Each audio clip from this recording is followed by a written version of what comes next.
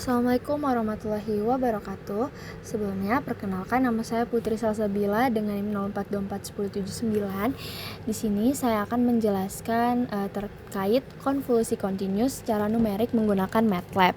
Di mana di sini saya sudah membuat codingan menggunakan MATLAB dan di sini ada gambar grafik dari hasil codingan tersebut. Sebelum mungkin masuk ke dalam soal, saya akan menjelaskan sedikit tentang konvolusi sinyal kontinu. Jadi konvolusi sinyal kontinu itu adalah operasi matematis yang digunakan untuk menentukan respon keluaran suatu sistem linear waktu invarian terhadap sinyal masukan kontinu. Secara sederhananya, konvolusi ini menunjukkan bagaimana bentuk sinyal masukan diubah oleh suatu sistem. Oke, kita langsung masuk saja mungkin ke penjelasan codingannya.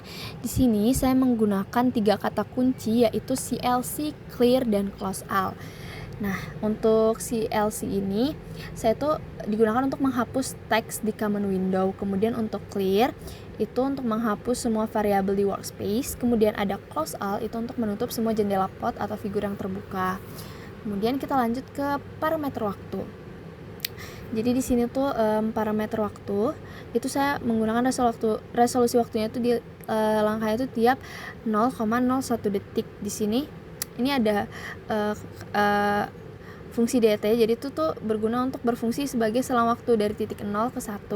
Kemudian di sini ada t, ini berfungsi sebagai interval minus 5 sampai dengan 10. Di sini juga sudah saya terangkan bahwa ini tuh rentang waktunya dari minus 5 sampai dengan 10 detik. Kemudian kita masuk ke definisi sinyalnya. Nih di sini, ini ada definisi sinyal xt dulu ya. Jadi di sini saya menginisialisasi sinyal xt ini dengan nilai 0. Kemudian di sini saya menggunakan xt itu bernilai 1 antara 0 hingga 2 detik dalam gelombang persegi. Ini untuk gambar gelombang sinyal xt atau sinyal inputnya. Kemudian di sini ada definisi untuk sinyal HT-nya.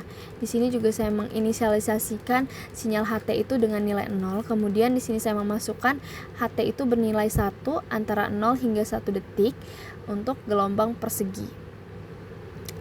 Kemudian kita lanjut ke proses konvolusinya. Nih, di sini teman-teman, saya di sini tuh ada cara untuk menghitung konvolusinya secara diskrit. Di sini saya masukkan rumusnya yaitu ini ya, sama dengan konversi dengan x, h. Terus kemudian di sini ada rumus lagi untuk mengkalikan dengan dt untuk mendekati integral kontinu. Itu tuh mengalikan hasil konvolnya itu dengan dt untuk aproksimasi integralnya. Terus kemudian di sini ada sumbu waktunya untuk YT. Di sini dijelaskan yang waktu awal itu menggunakan rumus T tambah 1 sampai tambah 1. Itu adalah titik awal dari titik awal waktu dari hasil konvolusinya. Kemudian di sini ada titik akhirnya.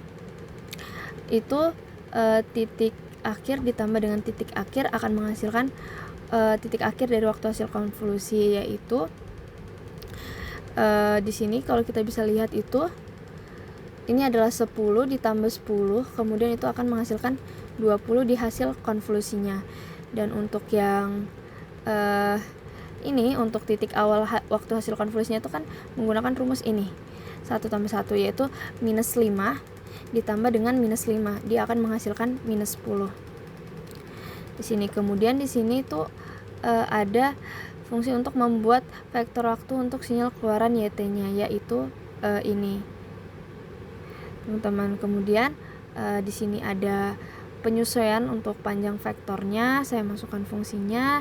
Kemudian di sini juga ada fungsi untuk visualisasinya, untuk menghasilkan grafik ini kita masukkan semua perintah-perintahnya di sini.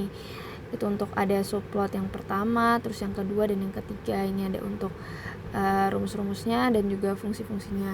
Nah, teman-teman, saya akan jelaskan di sini sedikit mungkin. Itu tuh dilihat dari hasil grafik ini. Jadi ketika T itu sama dengan 1, maka nilainya tuh akan menjadi 1. Kemudian ketika T sama dengan 2, maka nilainya juga akan menjadi 1. ketika T sama dengan 3 maka nilainya akan menjadi 0. Itu semua bisa kita lihat dari ketiga grafik yang sudah saya tampilkan di sini.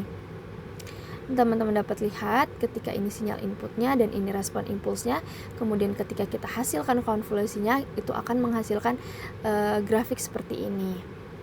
Ini untuk titik akhir waktunya dan ini untuk titik awal waktunya.